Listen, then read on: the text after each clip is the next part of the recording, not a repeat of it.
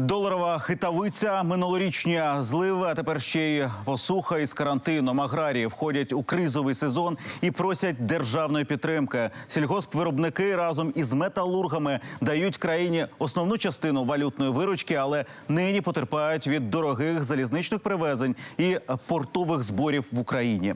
Чи є рецепт порятунку і який він? Про це у матеріалі Миколи Антофійчука.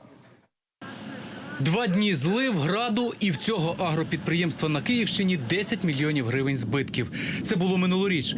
Після стихії тоді ударив ще й курс валют. Щоб отримати насіння, потрібні були імпортні добрива, і аграрії їх купили, коли долар був дорогий. А коли зібрали і продали урожай, заокеанська валюта подешевшала, тож у гривні прибутку майже не було. Курс долара був 28, потім восени він укріпилася невідомо за яких чинників наша гривня. І в кінці кінців ми реалізували з розрахунку курсу долара там 24 з копійками. Зараз знову закупи добрива і знову стрибок курсу долара. Ми зараз повинні знову викладати значно більше коштів для того, щоб придбати матеріальні цінності. От так і виходить, що ми знову в програші. Директор Микола Малієнко запрошує сьогодні до скарбниці свого підприємства. Це насіннєвий склад. Втім, продукція, каже, ще не гроші і невідомо, що за неї виручать. Попит упав.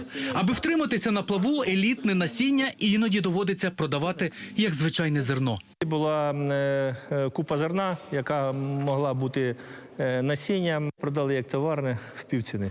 А цього насіння поки навіть задешево покупець не захотів. Добірне зерно теж піде не у ріллю, а на крупи. Ми вже були згідні продати там по 4,5 тисячі, а їм вже цей ячмінь не треба. Продавати насіння за безцінь доводиться, бо й за врожаї з нього трейдери платитимуть менше. Ще й Укрзалізниця жадає більше грошей, а відповідальність за вантаж брати не хочуть. Договор, который предложен Укрзалізницей, он крайне несовершенен. Если у нас нету тех денег, которые все триллионами вливают в свою экономику, так давайте хотя бы не наклонять наших производителей, которые еще не разорились.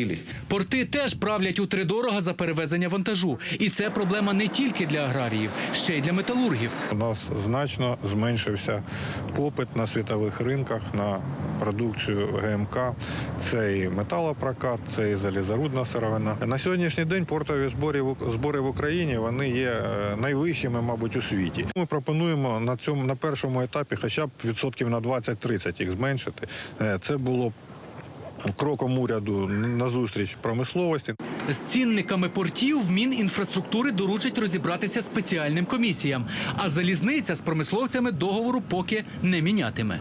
Ми відтермінували його підписання на 1 червня і вирішили, що з бізнесом варто, звісно, що провести додаткові консультації. Якщо говорити за портові збори, то взагалі для нас ідеальний сценарій – це створення незалежного комісії з регулювання тарифів. Це буде сама справедлива модель. Та спочатку чиновники поговорять із бізнесом, покажуть, як рахуватимуть нові портові збори ключовим гравцям з різних галузей.